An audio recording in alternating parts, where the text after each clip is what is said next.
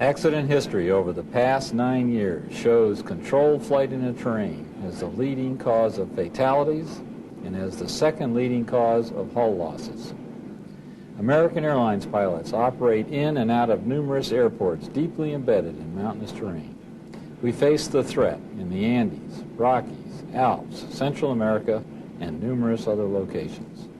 This video segment from the Advanced Aircraft Maneuvering Program will focus on the proper response to a terrain encounter. Terrain. Pull up. Pull up. Pull up. Now we're going to step into another arena here. Controlled flight in the terrain. Now this subject, controlled flight in the terrain, is a very sensitive one for us here at American Airlines. And something we have to get straight right up front here is that this segment of this program was in this program being given to check airmen before our accident at Hartford or our tragedy at Cali. I'm trying to say to you is there's nothing I'm saying here that is a consequence of the Cali accident. There may be some things I'm going to talk about that apply to what happened at Cali, but they're not consequential to it, okay? Okay, as we look at the top bullet, read that to yourselves. Tell me, is that a strong statement?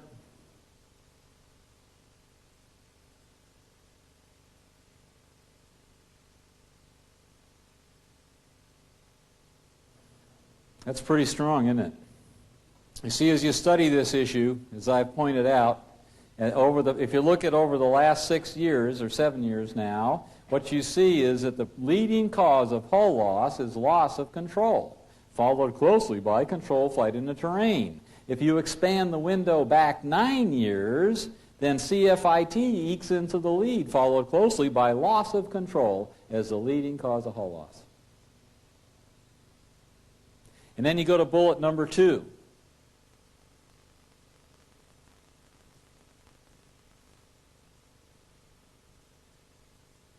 As we analyze this issue, who more than American Airlines flies into deeply embedded mountainous airports all over this planet in the Rockies and Central America and Andes and the Alps with regular and high frequency? And as we look at that, the answer clearly becomes no one. Lufthansa and BA go into a couple airports like Kathmandu that we don't go into yet.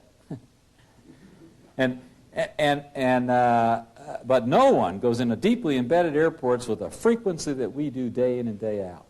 We got the threat. Then you come to this bullet, situation awareness. Now, I know that every pilot in this room clearly understands that our job is to maintain RSA all the time, isn't it? That's our job. We have to maintain our situation awareness when we're taxiing. We get paid for that.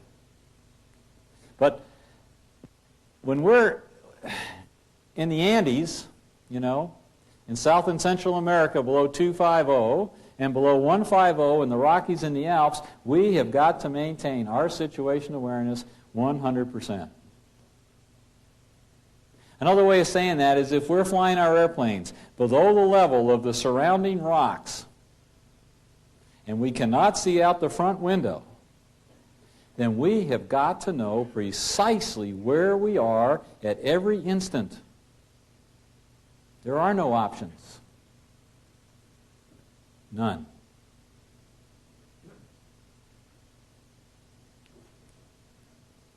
And we come to this, delayed response syndrome. This is fascinating stuff. When you study these 37 accidents, what you find is that in 58% of those accidents, this GPWS Mode 2 system was installed in those airplanes and going off without any response or with a totally inadequate response.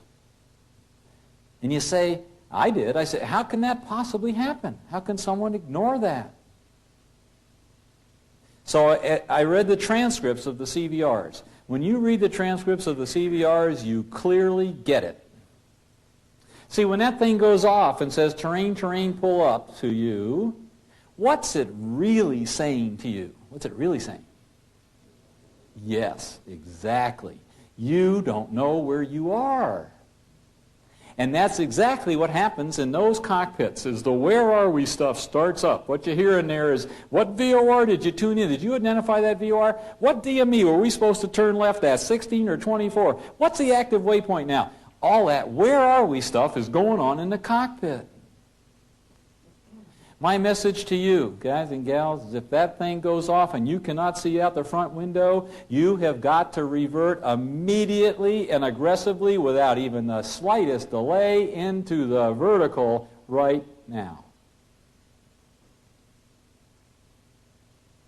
The reason is when you study these things, if we make this a mountainside and we make this the airplane approaching the mountainside, as you know, GPWS Mode 2s that we have in our airplanes today trigger on geometry. Slope angle versus approach angle. Based on that geometry, they will trigger. And when they trigger, they leave you precious little room to escape.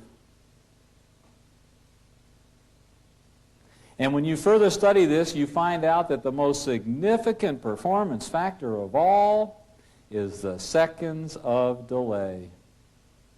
Every second that you delay in your response will dramatically affect the altitude that is achievable at any given distance down range.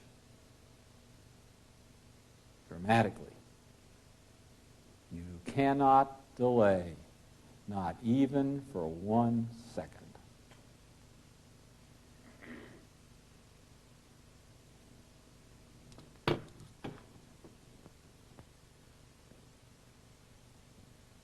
As we look down to the next block, we're talking about enhanced GPWS. Each of these blocks moves us farther away from the mountain, or the ground if it's kind of an approach sort of accident. Each one moves us farther away from the ground. What is enhanced GPWS? As you know, this is coming to all American Airlines airplanes and aggressively being installed in our 757s right now. We flew this system extensively in one of our 75s down in the Andes, and it worked quite well. We are now putting it into all 75s, and eventually it will come to all fleet aircraft. What is enhanced GPWS? Well, basically, as most of you may realize, it is an onboard terrain database. It's down in the E&E compartment. It's being tracked by your ring laser gyro platform, or if you have GPS, by GPS. Understand that that system is totally virtual. There's nothing real about it. It's virtual. It's all on board. But it does some wonderful things for you, i.e., it'll show you some terrain awareness through graphics. And most importantly, it will double your warning time on terrain. But because it is virtual, and it's possible also that it might slip with your platform, the company has decided to leave our GPWS Mode 2 systems in the airplanes. They're in there, the MEL required, they will be maintained. We're going to layer the enhanced GPWS system on top of those to give you 2 layers of protection, double protection. But my message to you remains the same. If you cannot see out the front window, and that thing goes off and says, terrain, terrain, pull up, you must react immediately and aggressively without even the slightest delay into the vertical. First, because it's the right thing to do. And second, because you can't tell the difference. Both systems say the same thing. They use the same air ink bus. They say, terrain, terrain, pull up. You don't know for sure which one's going off. Get out of there. The best part of the enhanced GPWS is that it literally doubles the warning time on this thing. Everything working right, if this GPWS here would have triggered in 9 seconds, this one here will trigger the alert mode 18 seconds from contact. That's good stuff.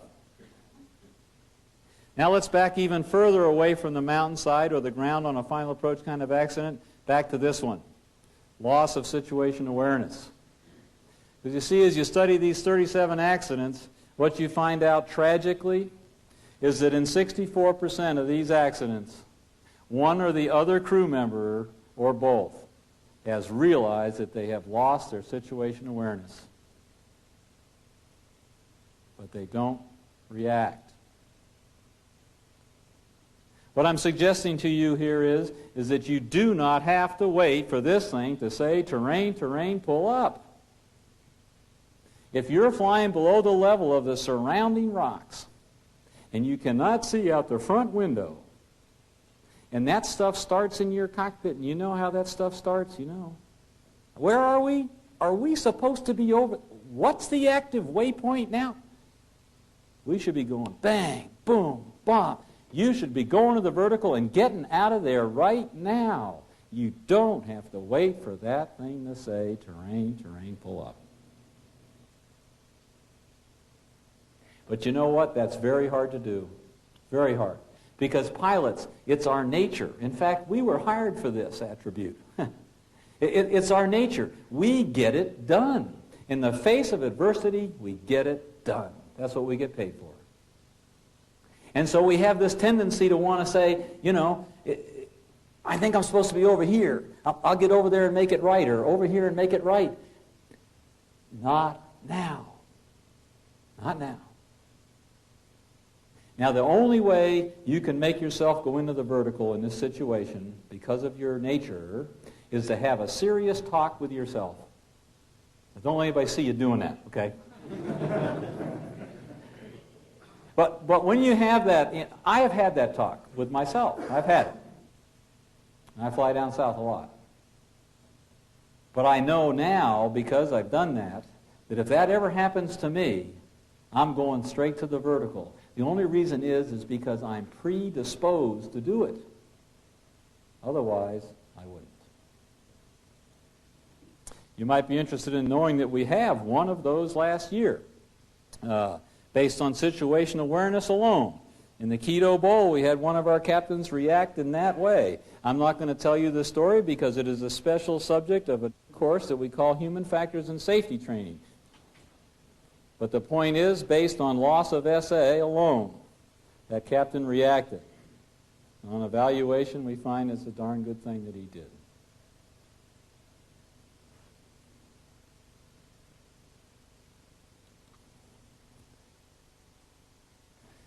This is coming to your manuals, and I know how you all love to see these memory items coming back.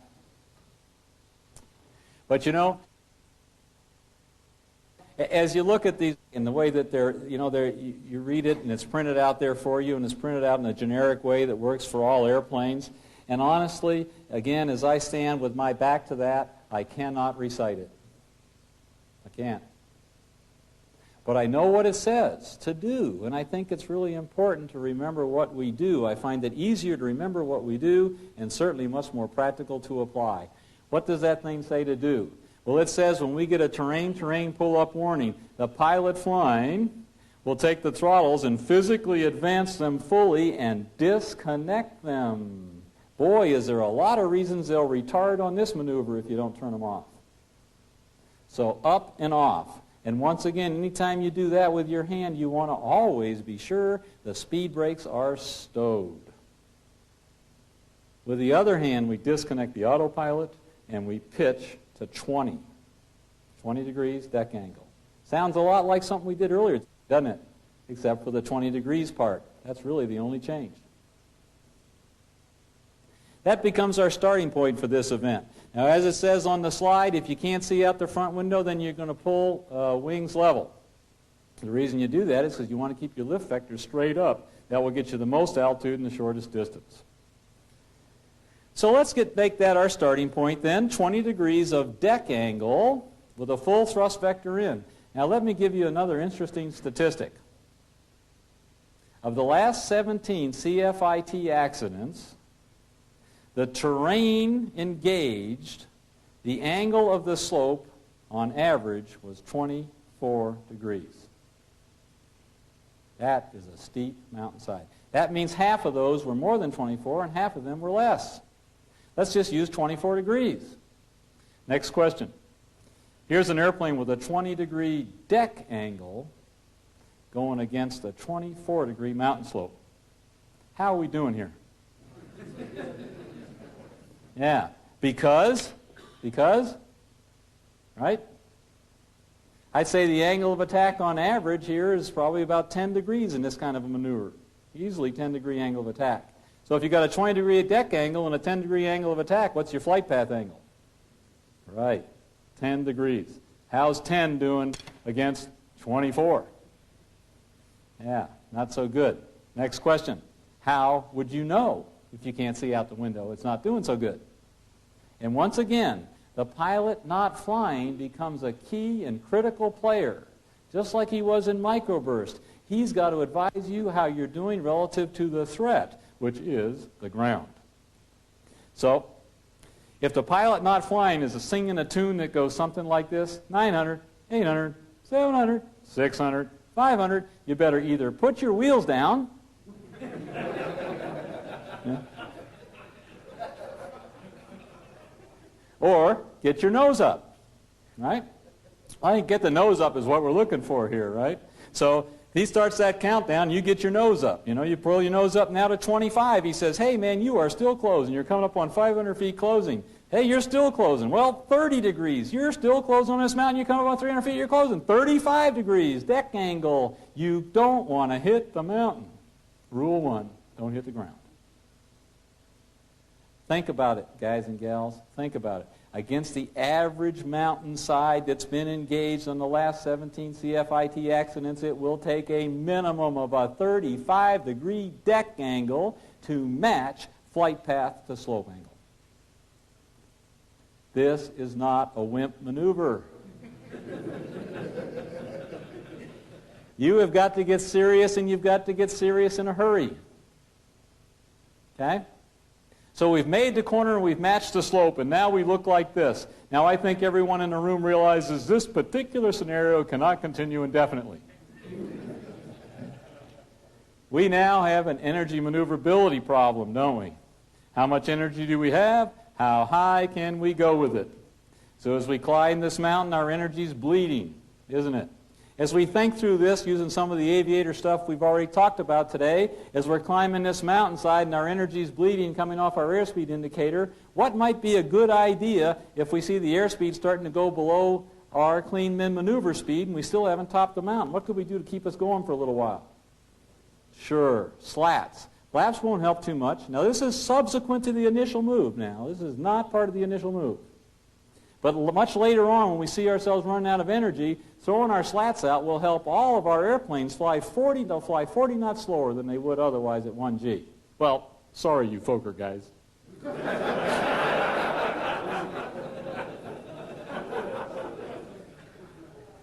Okay, as we go up the hillside, we're bleeding energy. As we're bleeding energy, how would we know that we have peaked the mountain? How would we know we've peaked the ridge? Sure, the radio altimeter would shoot out, and the pilot not flying with some excitement, I imagine, will announce that that puppy just shot out. Well, now you see that the thing shot out, you've cleared the top, you're over the top, but look at you. You're out of energy, and you look like this. So now it's time for one of those nose-high, unusual attitude recoveries, huh? So we go through that process, and we get the airplane recovered and back into a normal flying condition, and then what? After you recover from this nose-high attitude, you'll go to maximum angle climb speed. And then at maximum angle climb speed, climb, if you're in the Alps or the Rockies, climb to 15,000 feet and level off and figure out where you really are. And if you're down in the Andes, go to maximum climb speed and then climb all the way to 25,000 feet. Then level off and figure out where you really are. The neat thing about down in the Andes, once you figure out where you are, you'll be the only one that knows. But the neat thing is because you reacted immediately and aggressively, you're alive.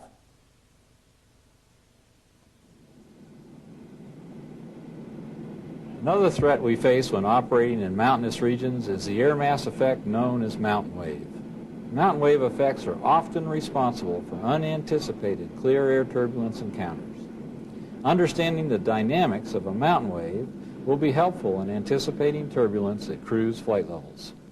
More importantly, however, this knowledge will help you avoid downdrafts or severe turbulence at lower altitudes while flying in a mountainous environment.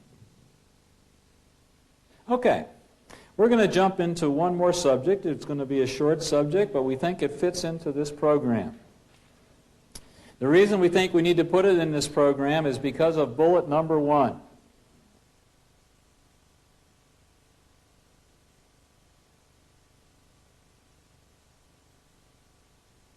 Remember our discussion this morning? I mean, who more than us? Who more than American Airlines flies into deeply embedded mountainous airports all over this planet with regular and high frequency?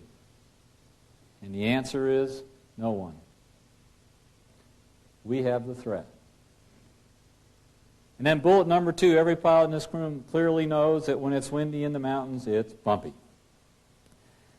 Bullet 3, at lower altitudes, we know we can get updrafts, downdrafts, severe turbulence, and or rotors. And then fourthly, mountain wave activities can reach altitudes well in excess of 40,000 feet, and we've always known that. As we look at this issue generically on a slide, and by the way, I've massaged these slides quite a bit. I didn't know a lot about this subject when I started on this, and I found a lot of people that thought they knew a lot about this, but I finally think I have the 3 guys in this country that really do understand this. I'm convinced. And what they say is that when the wind approaches a mountain ridge or a range of any sort within certain angular limits, you are going to have updrafts on the windward slope, downdrafts on the leeward slope, and then it will revert back into an updraft, and that pattern will be established and continue downwind. Even with no downwind terrain, it does this.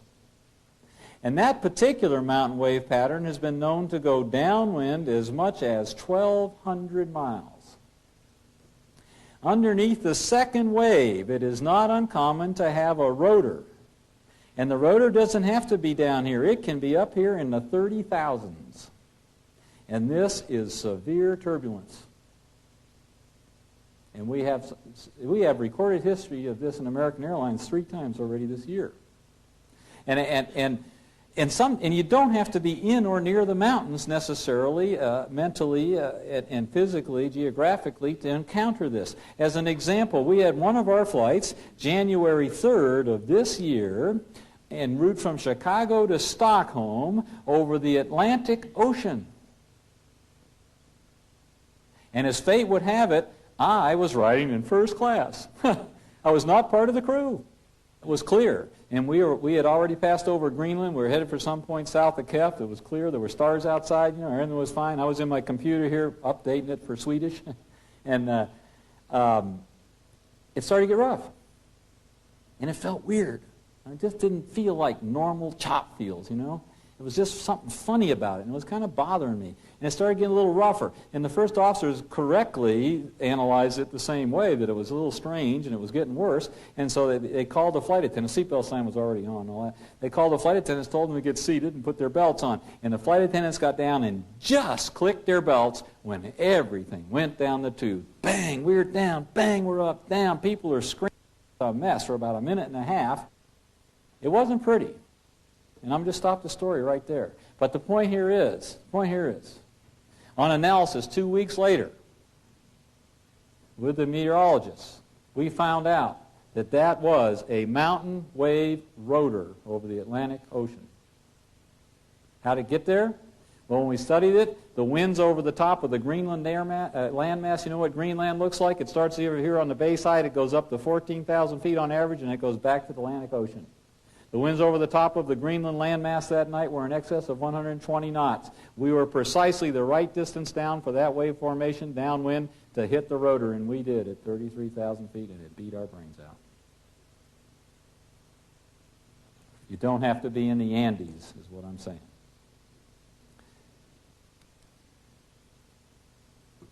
Okay, what do we learn about this stuff? Well, it says updrafts and lifts generally exist on the windward side of a mountain range. Downdrafts, turbulence, and rotors can exist on the leeward or downwind side of the mountain range. So what? So where there is a choice, we're going to favor the windward slopes. And those of you that fly in the Andes, we have a lot of choices. Likewise, in and out of Vail and Gunnison and Jackson Hole, we have choices when it's visual. Unusual attitudes or demands for maximum performance can evolve rapidly in the mountains. And then this, an escape plan. All of you that are mountain flyers know the plan. It's the same in all mountain flyers books. We'll do that 3-step plan in just a minute. And then this one. And this one cannot be overemphasized, you know. The seatbelt sign.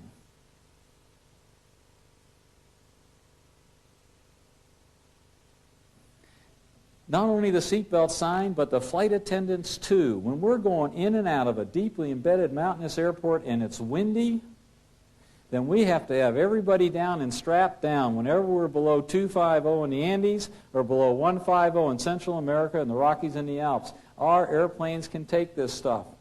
They're strong. We can fly through it. We're good aviators. But those passengers are fragile. And this stuff gets real rough sometimes.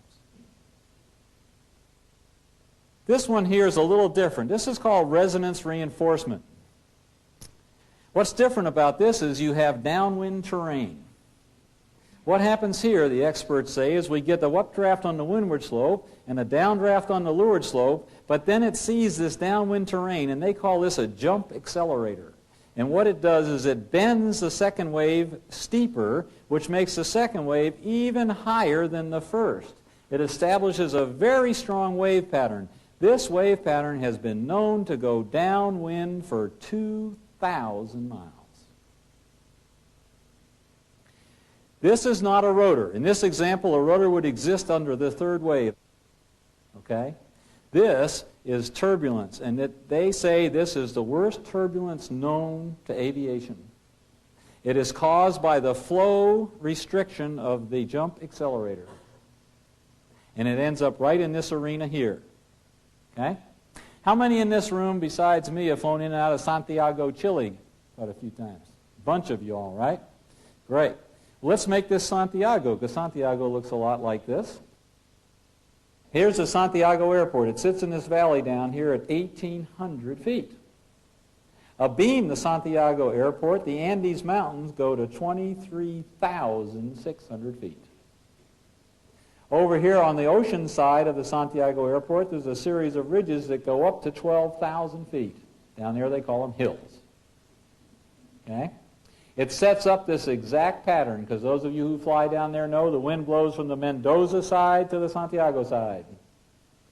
And so when it sets up this pattern, it looks just like this, resonance reinforcement. And we got airplanes from American Airlines back and forth to Buenos Aires, got to get down in this valley. Coming down from Miami, got to get down in this valley. Coming down from Dallas, I've got to get down in this valley. If you got to get down on this valley and the wind is blowing like this today, which side of this valley would you fly down on your way into the airport? This side or this side? You see, it's obvious, isn't it? If you pick the windward slope, you will have lift and it will be smooth.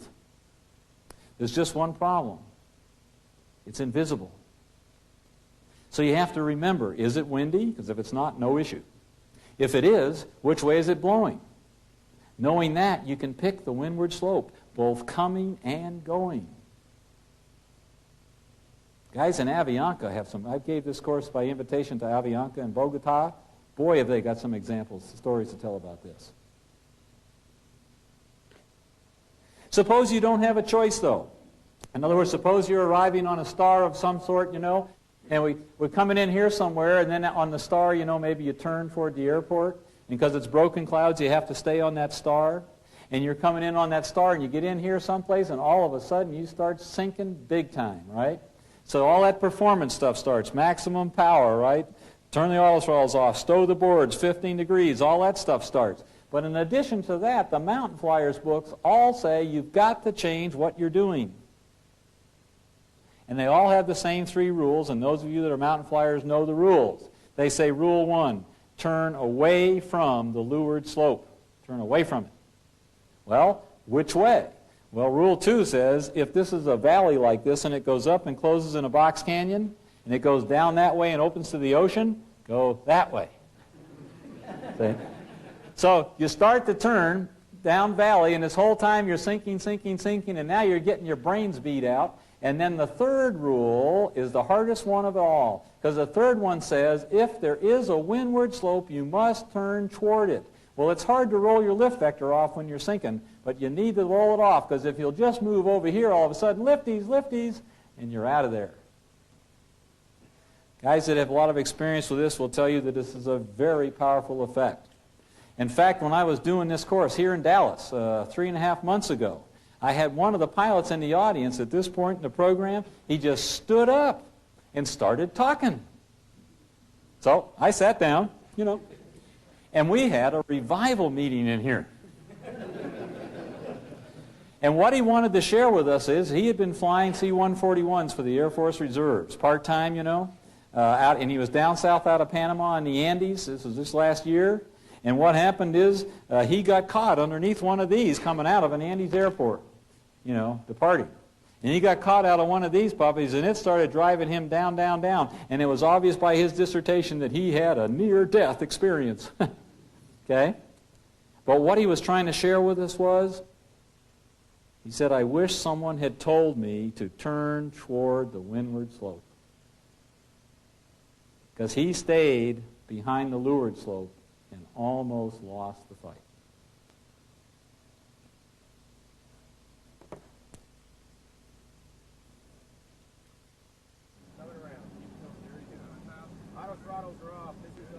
American Airlines pilots operate in and out of numerous airports and mountainous regions. It's imperative that we maintain our situation awareness throughout each and every flight. We must know precisely where we are at all times when flying below the level of surrounding terrain.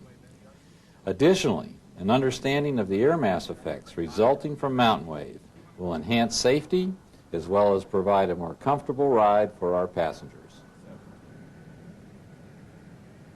50, 40, 30.